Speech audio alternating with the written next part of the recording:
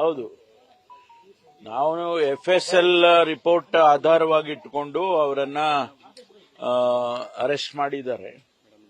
ನಾನು ಪದೇ ಪದೇ ತಮಗೆ ಹೇಳ್ತಾ ಇದ್ದೆ, FSL ರಿಪೋರ್ಟ್ ಬರಲಿ, ಅಧಿಕೃತವಾಗಿ ರಿಪೋರ್ಟ್ ಬಂದ ಮೇಲೆ ನಾವು ಆಕ್ಷನ್ ತಗೊಳ್ತೀವಿ ಅಂತ ಹೇಳ್ತಾ ಇದ್ದೆ. ತಾವೆಲ್ಲ ಯಾವಾಗ ಬರುತ್ತೆ ಏನು ಹಾಗೆ ಅಂತ ಹೇಳಿ ಕೂಡ ಹೇಳ್ತಾ ಇದ್ರಿ. ಪ್ರೈವೇಟ್ನವರು ಕೂಡ ನಾವು ಪ್ರೈವೇಟ್ ಇನ್ಸ್ಟಿಟ್ಯೂಷನ್ನವರು FSL ರಿಪೋರ್ಟ್ನ ಅವರು ರಿಲೀಸ್ ಮಾಡಿದ್ರು. ಆದರೆ ನಾನು ಅದನ್ನ ಅಧಿಕೃತ ಅಂತ ಹೇಳಿ ನಾವು ಪರಿಗಣಿಸೋದಿಲ್ಲ. ಯಾಕೆಂದ್ರೆ ನಾವು ಅವರಿಗೆ ಯಾವುದೇ ಸರ್ಟಿಫಿಕೇಶನ್ ಮಾಡಿಲ್ಲ. ನಮ್ಮದೇ FSL ರಿಪೋರ್ಟ್ ಅನ್ನ ನಾವು ಆಧರಿಸಿ ಅದರ ಆಧಾರದ ಮೇಲೆನೆ ಇವತ್ತು ನಾವು ಅರೆಸ್ಟ್ಗಳನ್ನು ಮಾಡಿರ್ತಕ್ಕಂಥದ್ದು. ಈಗಾಗಲೇ ಅವರಿಗೆ ಮ್ಯಾಜಿಸ್ಟ್ರೇಟ್ ಹತ್ರ ಪ್ರೊಡ್ಯೂಸ್ ಮಾಡಿ ಕಸ್ಟಡಿಗೆ ತಗೊಂಡಿದ್ದಾರೆ ಪೊಲೀಸು.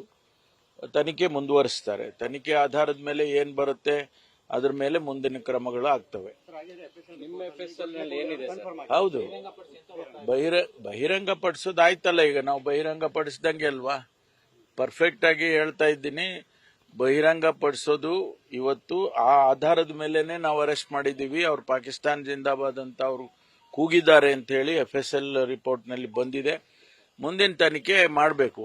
ಅವರು ಯಾರು ಕೂಗಿದ್ರು, ಅವರು 3 ಜನದಲ್ಲಿ 3 ಜನ ಇದ್ರ ಅಥವಾ ಇನ್ಯಾರಿದ್ರು, ಅದೆಲ್ಲವೂ ಕೂಡ ತನಿಖೆಯಲ್ಲಿ ಗೊತ್ತಾಗ್ತದೆ. ಅಲ್ಲಿ ತನಕ ಕಾಯ್ಬೇಕು.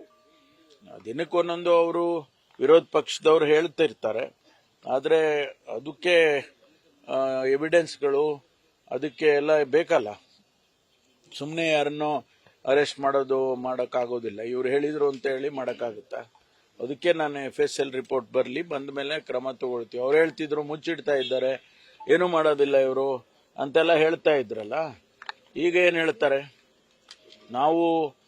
ನಾನು ಹೇಳಿದ್ದೀನಿ, ಸದನದಲ್ಲೇ ಹೇಳಿದೆ, FSL ರಿಪೋರ್ಟ್ ಬರಲಿ, FSL ರಿಪೋರ್ಟ್ ನಲ್ಲಿ ಪಾಸಿಟಿವ್ ಆಗಿ ಬಂದ್ರೆ ಕ್ರಮ ತಗೊಳ್ತೀವಿ, ಯಾರದೇ ಮುಲಾಜಿಲ್ಲ ಅಂತ ಹೇಳಿದ್ದೇವೆ.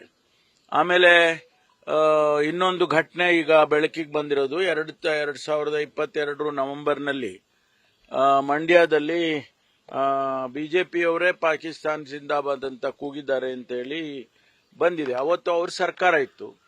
ಅವ್ರು ಯಾಕೆ ಅವತ್ತು ಕ್ರಮ ತಗೊಳ್ಳಿಲ್ಲ ಅಂತ ಹೇಳಿ ಈಗ ನಮಗೆ ಅದು ಗೊತ್ತಾದ ಮೇಲೆ ಈಗ ಅನ್ನಿಸ್ತಾ ಇದೆ, ಅವ್ರು ಯಾಕೆ ಕ್ರಮ ತಗೊಳ್ಳಿಲ್ಲ. ಅದಕ್ಕಾಗಿ ಈಗ ಅವ್ರನ್ನು ನಾವು ಕ್ರಮ ತಗೋಬೇಕಲ್ಲ. ಅದಕ್ಕೆ ಮಂಡ್ಯದವರು SP ಅವರನ್ನ ಅರೆಸ್ಟ್ ಮಾಡಿದ್ದಾರೆ. ಅವ್ರ ಮೇಲೂ ಕೂಡ ಈಗ ಕ್ರಮ ತಗೊಳ್ತಾ ಇದ್ದಾರೆ. ಯಾಕೆಂದ್ರೆ ಕಾನೂನು ಎಲ್ಲರಿಗೂ ಒಂದೇ ಅಲ್ಲ. ಅವ್ರು ಯಾಕೆ ಕೂಗಿದ್ರು ಪಾಕಿಸ್ತಾನ್ ಜಿಂದಾಬಾದ್ ಅಂತ ಹೇಳಿ ಅವರು ಹೇಳ್ಬೇಕಲ್ವ. ಈಗ ಅದು ಯಾವ ಡೀಟೇಲ್ಸ್ ನನಗೆ ಈಗ ಗೊತ್ತಿಲ್ಲ, ಇನ್ನೂ ಕೂಡ ಅದರ ಡೀಟೇಲ್ಸ್ ಎಲ್ಲ ತಗೊಳ್ತೇನೆ. ಆದ್ರೆ ನವೆಂಬರ್ ತಿಂಗಳಲ್ಲಿ ಯಾವುದೋ ಒಂದು ಸಂದರ್ಭದಲ್ಲಿ ಅವರೆಲ್ಲ ಕೂಗಿದ್ದಾರೆ. ಅದು ಇದು ಎಲ್ಲ ಒಂದೇ ಅಂತ ಅಲ್ವಾ? ಪಾಕಿಸ್ತಾನ್ ಜಿಂದಾಬಾದ್ ಅಂದ್ರೆ ಅದು ಒಂದೇ, ಇದು ಒಂದೇ. ಅದರಲ್ಲಿ ಬಿಜೆಪಿಯವರೇ ಕೂಗಿದ್ದಾರೆ. ಅದನ್ನ ಈಗ ಪರಿಶೀಲನೆ ಮಾಡ್ತಾರೆ. ಅಲ್ಲ, ಇರ್ಬೋದು. ಪಾಕಿಸ್ತಾನ್ ಜಿಂದಾಬಾದ್ ಒಂದೇ ಅಲ್ವಾ? ಅವತ್ತು ಅವ್ರು ಮಾಡಿರ್ಬೋದಾಗಿತ್ತು, ಅದು ಮಾಡಿಲ್ಲ. ಅದಕ್ಕೆ ಈಗ ನಾವು ಪ್ರಶ್ನೆ ಮಾಡಿರ್ಲಿಲ್ವಲ್ಲ ಸರ್? ಗೊತ್ತಿಲ್ಲ. ಅವಾಗ ನಮ್ಗೆ ಯಾರಿಗೂ ನಾವಿರ್ಲಿಲ್ವಲ್ಲ ಸರ್ಕಾರದಲ್ಲಿ. ವಿಪಕ್ಷ ಆಗಿ ಅದನ್ನ ಕೇಳಬೇಕಿತ್ತಲ್ವಾ? ಹೌದು, ಕೇಳಬೇಕಾಗಿತ್ತು, ಕೇಳಿಲ್ಲ. ಅದು ಯಾರ ಗಮನಕ್ಕೂ ಬಂದಿರಲಿಲ್ಲ. ಈಗ ಅದು ಬಂದಿದೆ. ಅದಕ್ಕೆ ಇದು ಆದ್ಮೇಲೆ ಅದು ಆಗ್ಬೇಕಲ್ಲ ಅಂತ ಹೇಳಿ ಅದಕ್ಕೆ ಮಾಡಿದ್ದಾರೆ. ನೋಡೋಣ ಮುಂದೆ ಏನು, ಯಾವ ಕಾರಣಕ್ಕೆ ಅವ್ರು ಕೂಗಿದ್ದಾರೆ, ಯಾವ ಸಂದರ್ಭದಲ್ಲಿ ಕೂಗಿದ್ದಾರೆ, ಅದನ್ನೆಲ್ಲ ಪರಿಶೀಲನೆ ಮಾಡಿದ ಮೇಲೆ ಗೊತ್ತಾಗುತ್ತೆ. ಅದು ಒಂದು ಕಡೆ ಇಡೋಣ. ಆದ್ರೆ ಇವತ್ತು ನಾವು ಏನು ಅರೆಸ್ಟ್ ಮಾಡಿದೀವಿ, ಅವರಿಗೆ ತನಿಖೆ ಮುಂದುವರಿಯುತ್ತೆ. ಅವ್ರ ಮೇಲೆ ಏನು ವರದಿ ಬರುತ್ತೆ ಆ ತನಿಖೆಯಲ್ಲಿ ಅದ್ರ ಮೇಲೆ ಕ್ರಮ ಮಾಡ್ತಾರೆ. ಸಾರಿ, ಹೌದೌದು, FIR ಮಾಡಿದ್ದಾರೆ. ಅದು ಫರ್ದರ್ ಇನ್ವೆಸ್ಟಿಗೇಷನ್ ಆಗುತ್ತೆ. ಅದೆಲ್ಲ ನೋಡೋಣ ಆಮೇಲೆ. ಅದಕ್ಕೆ ನಾನು ಹೇಳಿದ್ದು ಮಾಹಿತಿ ತಗೊಳ್ತೀನಿ ಅಂತ ಹೇಳಿ. ಸಂಪೂರ್ಣವಾದ ಮಾಹಿತಿ ತಗೊಂಡು ಆಮೇಲೆ ಹೇಳ್ತೀನಿ. ಯಾವುದು ಬಂದಿದೆ ಅಲ್ರಿ? ಬಂದಿರೋ ಆಧಾರದ ಮೇಲೆ ನಾವು ಇವಾಗ ಅರೆಸ್ಟ್ ಮಾಡಿರೋದು. ಅದರಲ್ಲಿ ಅವ್ರು ಯಾರು ಕೂಗಿದ್ದಾರೆ ಅಂತ ಹೇಳಿಲ್ಲ. ಅವರು ಇಂಥವ್ರೇ ಕೂಗಿದ್ದಾರೆ ಅಂತ. ಆದ್ರೆ ಪಾಕಿಸ್ತಾನ ಜಿಂದಾಬಾದ್ ಅನ್ನುವ ಶಬ್ದ ಬಂದಿದೆ ಅನ್ನೋದನ್ನ ಕನ್ಫರ್ಮ್ ಮಾಡಿದ್ದಾರೆ. ಸರ್, ಈಗ ತಾವು ಜವಾಬ್ದಾರಿಯುತ ಸ್ಥಾನದಲ್ಲಿ ಹೇಳ್ತಾ ಇದ್ರಿ FSL ಬರೋ ತನಕ ನಾವೇನು ಹೌದು, ಈಗ ಬಂದಿದೆ. ಅದೇ ಸಹೋದ್ಯೋಗಿಗಳು ಕ್ಲೀನ್ ಚಿಟ್ ಕೊಟ್ರು. ಅಲ್ಲ, ಅವ್ರ ಏನಾರ ನಿನ್ನೆ ನಾನು ನಿಮ್ಗೆ ಏನ್ ಹೇಳಿದ್ದೆ, ಮುಖ್ಯಮಂತ್ರಿಗಳು, ಗೃಹ ಸಚಿವರು, ಡಿಜಿಪಿ, ಐಜಿಪಿ ಅವರು ಅಥವಾ ಕಮಿಷನರು ನಾವುಗಳು ಹೇಳಿಕೆ ಕೊಟ್ರೆ ಮಾತ್ರ ಇದು ಅಧಿಕೃತ ಆಗ್ತದಪ್ಪ. ಬೇರೆ ಬೇರೆ, ಯಾಕಂದ್ರೆ ಅವ್ರಿಗೆ ಮಾಹಿತಿ ಇರಲ್ಲ ಬೇರೆ ಮಿನಿಸ್ಟರ್ಗಳಿಗೆ. ನೀವೇನೋ ಕೇಳ್ತೀರಾ ಅಂದಾಗ ಅವ್ರೇನಾದ್ರೂ ಪ್ರತಿಕ್ರಿಯೆ ಮಾಡಿರ್ತಾರೆ. ಆದ್ರೆ ಅಧಿಕೃತವಾಗಿ ನಮಗೆ ಮಾಹಿತಿ ಇರುತ್ತೆ, ಅದಕ್ಕೋಸ್ಕರ ನಾವು ಹೇಳ್ತೀವಿ. ನಾವು ಹೇಳೋದು ಅಧಿಕೃತ ಅಂತ ಹೇಳಿದ್ದೇನೆ. ಆದ್ರಿಂದ ಅವ್ರು ಹೇಳಿದ್ರು, ಹೌದು ಪಾಸಿಂಗ್ ರೆಫರೆನ್ಸ್ ಏನೋ ಹೇಳಿರ್ತಾರೆ. ಆದ್ರೆ ನಾವು ಅಧಿಕೃತವಾಗಿ ಇವತ್ತು ಹೇಳಿದ್ದೇವೆ, ಕ್ರಮ ತಗೊಂಡಿದ್ದೇವೆ. ಇದು ಅಧಿಕೃತ.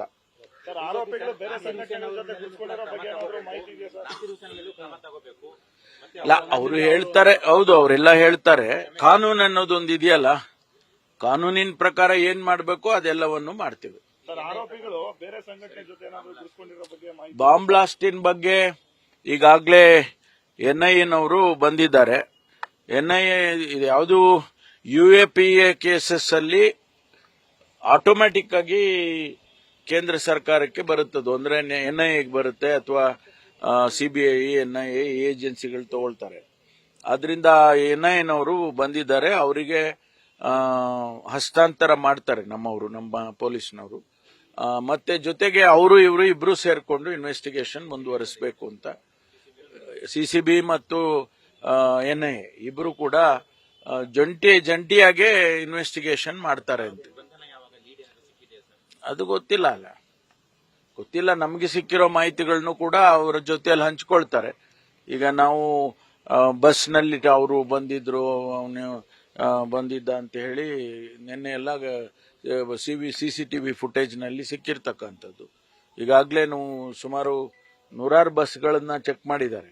ಎಲ್ಲಿ ಅವನು ಬಂದಿದ್ದ, ಹೇಗೆ ಬಂದಿದ್ದ, ವಾಪಸ್ ಹೋಗುವಾಗ ಹೆಂಗ ಹೋದ, ಅದೆಲ್ಲ ಡೀಟೇಲ್ಸ್ ಅನ್ನ ನಾನು ಹೇಳಕ್ ಹೋಗೋದಿಲ್ಲ. ಆದ್ರೆ ಒಟ್ಟಾರೆ ಈಗ NIA ಅದನ್ನ ಸೀರಿಯಸ್ ಆಗಿ ತಗೊಳ್ತಾರೆ. NIA ಟೆರರ್ ಆಕ್ಟಿವಿಟೀಸ್ಗೆ ಸಪೋರ್ಟ್ ಆಗ್ತಾ ಇದೆ ಜೈಲಿನಲ್ಲಿ ಅಂತ ಹೇಳಿ ಪರಪ್ನಗರ ಜೈಲ್ಗೂ ಕೂಡ ವಿಸಿಟ್ ಮಾಡಿದ್ದಾರೆ, ಸರ್ಚ್ ಮಾಡಿದ್ದಾರೆ. ಇಲ್ಲ, ಅದನ್ನ ನಾವು ಮಾಡಿದ್ವು. ನಮಗೆ ಫಸ್ಟ್ ಡೇನೇನೆ ನಮಗೆ ಮಾಹಿತಿ ಇದೆಲ್ಲ ಆದ್ಮೇಲೆ ನಾವು ಮಾಹಿತಿ ತಗೊಳ್ಳೋದಕ್ಕೋಸ್ಕರ ಎಲ್ಲಾದ್ರೂ ಸಾಧ್ಯತೆ ಇರ್ಬೋದು ಅಂತ ನಮ್ಮವರು ಕೂಡ ಮಾಡಿದ್ದಾರೆ. ನಮ್ಮ ಪೊಲೀಸ್ನವರು ಕೂಡ ಎಲ್ಲಾ ಆಂಗಲ್ನಲ್ಲೂ ಚೆಕ್ ಮಾಡಿ, ನಾನು ಹೇಳಿದ್ನಲ್ಲ, ಅವತ್ತೇ ಹೇಳಿದೆ ನಾವು 8 ತಂಡಗಳನ್ನು ಮಾಡಿ ಎಲ್ಲಾ ಆಂಗಲ್ನಲ್ಲೂ ಕೂಡ ಚೆಕ್ ಮಾಡ್ತಾ ಇದ್ದಾರೆ ಅಂತ ಹೇಳಿದೆ. ಇವತ್ತು ಅವರು ಮಾಡ್ತಿದ್ದಾರೆ. ಯಾರು ಅವರೇ ಮಾಡ್ಲಿ ನಾವೇ ಮಾಡ್ಲಿ, ಒಟ್ಟಾರೆ ನಮಗೆ ಯಾರು ಆತ ಕಂಡಿಡ್ಕೋಬೇಕಲ್ಲ, ಕಂಡಿಡಿದು ಅವನ ಮೇಲೆ ಕಾನೂನು ಪ್ರಕಾರ ಕ್ರಮ ತಗೋಬೇಕು. ಸರ್, 2019ರಲ್ಲಿ ಆಂಟಿ ಟೆರರ್ ಸೆಲ್ ರಚನೆ ಆಗಿತ್ತು ಸರ್, ಅದು ಏನಾಯ್ತು? ಅದು ಕೂಡ ಇದೆ, ಅದನ್ನು ಇನ್ವಾಲ್ವ್ ಮಾಡಿದ್ದೇವೆ. ಅವರು ಇದ್ದಾರೆ, ಆ ಟೀಮ್ನಲ್ಲಿ ಅವರು ಇದ್ದಾರೆ. NIA ಕೇಂದ್ರ ಕಚೇರಿಯನ್ನು ತೆರಿಬೇಕು ಅನ್ನೋದು ಇಲ್ಲ, ಅವ್ರಿಗೆ ಗೊತ್ತಿಲ್ಲಪ್ಪ, ಅದು ನಮ್ಗೆ ಗೊತ್ತಿಲ್ಲ, ನಮ್ಗೇನು ಏನಿಲ್ಲ.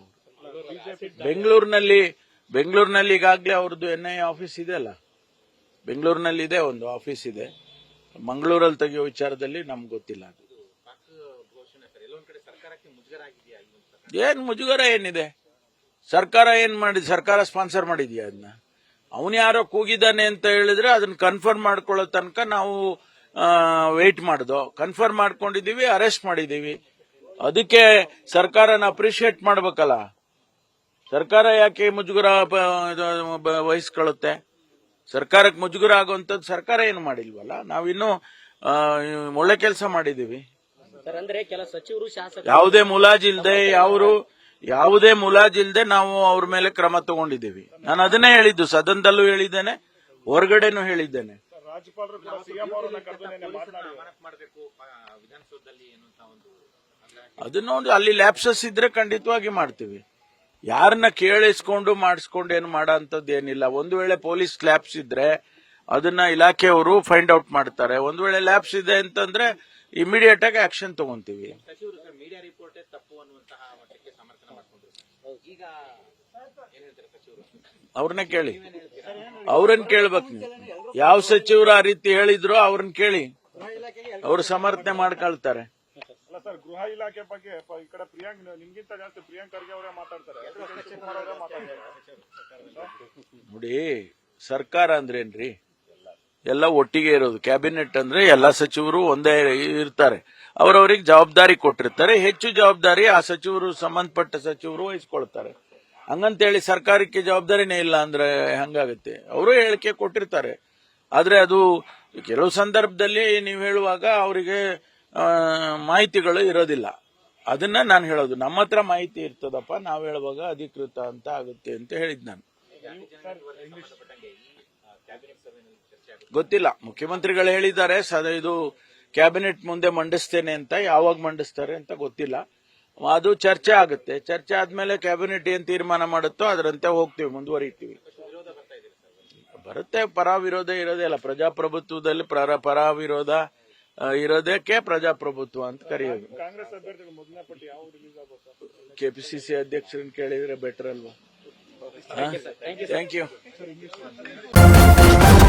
ನ್ಯೂಸ್ ಫಸ್ಟ್ ನಿರ್ಭೀತಿಯಿಂದ ನಿಮ್ಮ ಪರವಾಗಿ.